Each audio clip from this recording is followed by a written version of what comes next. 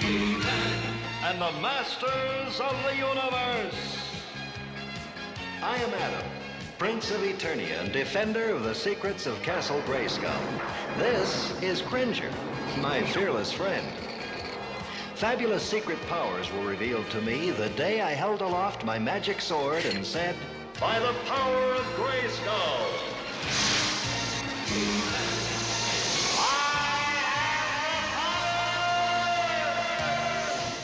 Salut YouTube. Alors aujourd'hui, on va parler d'un personnage qui est apparu à l'origine en 1983 chez Mattel. Donc Ram-Man, l'homme bélier, donc Bélios en français.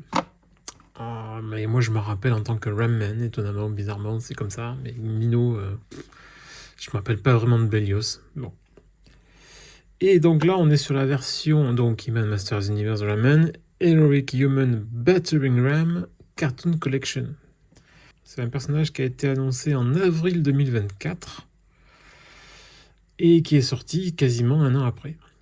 Et c'est vrai qu'à l'annonce, quand je l'ai vu, j'ai dit c'est lui. Voilà. Parce qu'à l'époque, donc début années 80, j'ai eu moi le jouet original. Autant dire qu'on n'était pas loin de la série, mais on était quand même aussi malheureusement un peu éloigné. Déjà, bon, ce système de ressort, pas d'articulation, enfin en gros c'était une grosse boîte vide avec un ressort dedans, quoi. Voilà. Donc, jouet que j'ai adoré quand j'étais minot, mais c'est vrai que quand on le voit maintenant et quand on voit le personnage du dessin animé, on est quand même un petit peu éloigné. Voilà.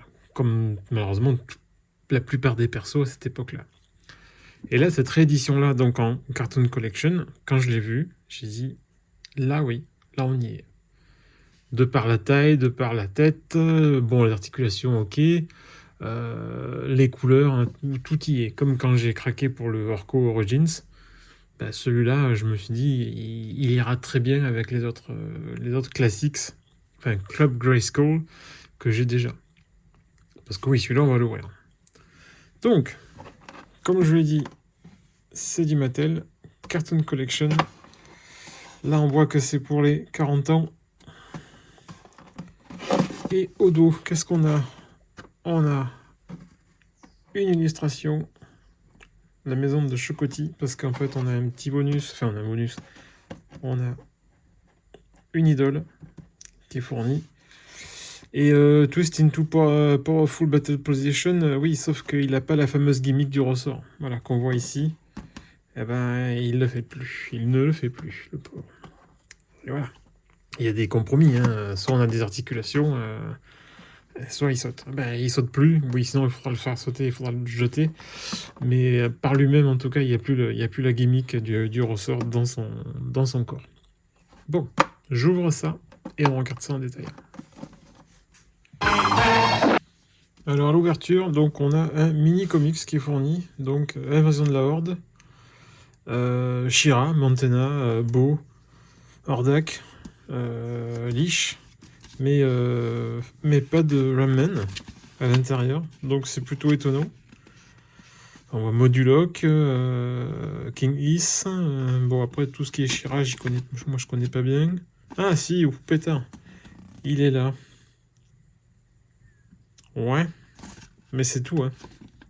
Oui, vous avez vu, oui, il y a des bulles, hein, parce que c'est une version américaine. Je l'ai commandé chez Big Bad Toy Store. Voilà. Mais bon, par contre, oui, on a les persos. Donc She-Ra, Ram-Man et Montana. Mais bon, à part un léger caméo, on va appeler ça, hein. Vraiment, on va appeler ça un caméo. Parce qu'il est sur une page, il dit rien. Bon, il est là-dedans. Ok. Au niveau de la notice, on voit que donc on peut enlever la tête, les bras, le slip, je sais pas trop, on regardera, et les boots. Et rien au dos. Donc on va faire un petit tour rapide sur l'idole Chocotti, donc ça brille, c'est pas laid, mais c'est assez quelconque, je suis désolé. Alors oui, par rapport à l'épisode, je crois qu'il y a 2 parties en plus. Bon, ça peut servir, hein, ça peut être très, très intéressant pour certains, mais Chocotille, déjà, en plus, moi, je ne l'ai pas. Je sais qu'elle se trouve en classique, c'est qu'elle n'est pas très chère, mais bon, je n'ai jamais fait l'acquisition. C'est une méchante parmi d'autres, donc bon, en rajouter, je vois pas trop l'intérêt.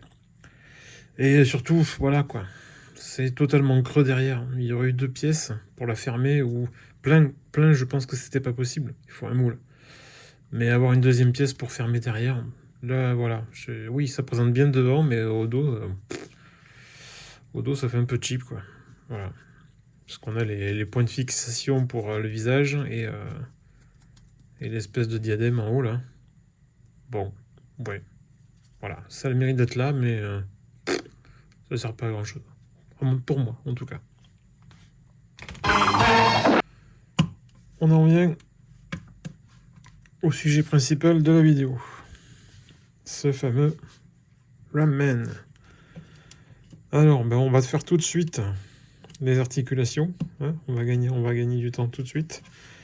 Alors, ça twist à la taille. Pas mal. La tête bouge aussi. Ça regarde. Oh. Ça regarde en haut. Ça regarde en bas. Ça tourne. Donc c'est bien parce que le plastron ne le gêne pas. Donc ça c'est pas mal. Voilà. Hop, hop. Il y a un petit cran là, j'irai voir, parce que c'est bizarre, mais peut-être que c'est ça qui gêne. Mais en tout cas, voilà, ça peut regarder en haut, ça peut regarder en bas. Et comme il est petit, regarder en bas, il aura peut-être pas trop souvent l'occasion, mais regarder en haut, oui, ça par contre c'est sûr. Au niveau du bras, ben, comme c'est coincé par le plastron, ben, ça va pas très loin. Par contre, ça s'ouvre à 90. Sans trop forcer. On voit qu'on a ce qu'il faut au niveau du bras. Au niveau du poignet, on a, si on le voit ici, voilà, aussi de quoi tourner la main. Au niveau des jambes, alors, on va faire tout de suite la cheville. C'est du gros pied, hein. Comparé justement à du standard, du classique, c'est plus épais.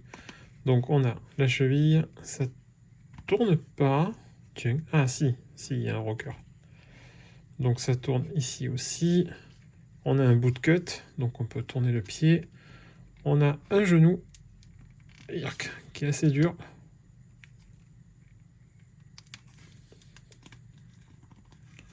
Compliqué le genou. Faudrait que je vois ce qu'on peut faire parce que c'est assez dur. On a aussi, si on le voit là, de quoi. Ah bah tiens, moi ça c'est fait. On va virer le pagne, on va gagner de l'espace.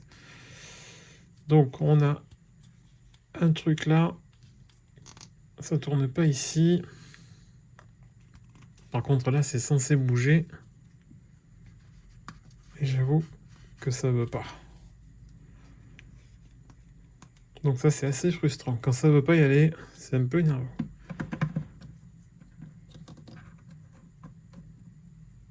Donc on a vu que son pagne pouvait être amovible.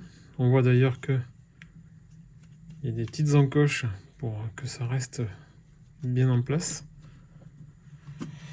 Au niveau du buste, donc la fixation Origins classique, donc pour lequel on peut donc l'enlever et le mettre à peu près partout. Encore faut-il avoir d'autres Origins pour pouvoir le faire, ce qui n'est pas mon cas. À part Orco, j'ai que celui-là. Ouais, ça a l'air un petit peu creux quand même, cette histoire.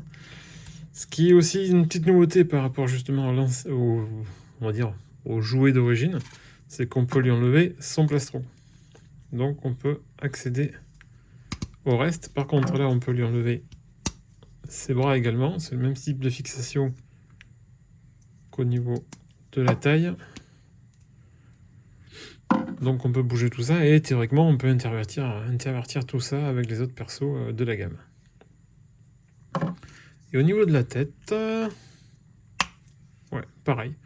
Même chose. Hop, donc on a un boil joint en haut ici, avec un autre en dessous. Et donc sa tête, que voilà. Et qui elle n'est pas... Voilà, on voit que c'est moulé direct. Alors c'est moulé collé. On le voit ici. Donc théoriquement, en chauffant tout ça, on devrait pouvoir décoller. Oui, d'ailleurs, ça tient pas bien. Hein. Ouais, on peut le si on veut, voilà. Ouais. Je vois que le point de colle est pas ouf. Donc si on veut, on peut lui décoller la tête de son casque. Bon, pas un grand intérêt parce que normalement il vit avec, hein. Mais bon, c'est possible. Pas un grand intérêt de le faire, mais c'est faisable. Hop. Voilà. On lui remet ses bras. Hop, on va lui remettre. Hop.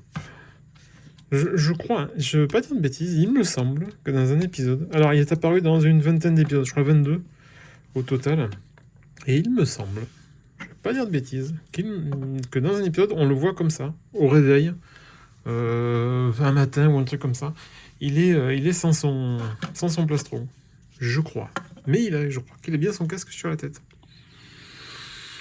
Ceux qui connaissent, les vrais fans du personnage me contradiront ou pas.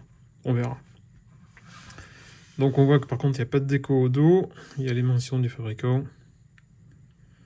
Mais il n'y a pas plus. Donc là on retrouve bien sûr les coutures. Et ce visage qui est vraiment parfait, quoi. Alors là il fait un peu bougon, mais c'est vrai que dans la série c'est... Alors, il est pas idiot, mais il est lent. Voilà. Donc il est totalement premier degré et il répond régulièrement à côté dans la série. C'est un des comic relief limite que je préfère même limite à Orko. Parce que Orko à la limite au bout d'un moment il est pas énervant mais il est irritant. Voilà. Alors que lui il est toujours décalé, toujours premier degré, mais toujours drôle, quoi. Donc je pense que c'est peut-être pour ça aussi que je l'appréciais à l'époque et que j'avais voulu la figurine. C'est parce que je l'aimais bien, quoi. Et j'apprécie toujours les quelques répliques qu'il a, elles font toujours mouche, quoi. Hop, on va les remettre son plastron. Ah, j'aurais bien aimé, là encore ça va, mais j'aurais bien aimé une encoche ou quelque chose qui vraiment le fixe, qui le fasse tenir. Parce que c'est vrai que là, dès qu'on va bouger son bras, voilà, on va avoir ça qui va bouger, quoi. Bon.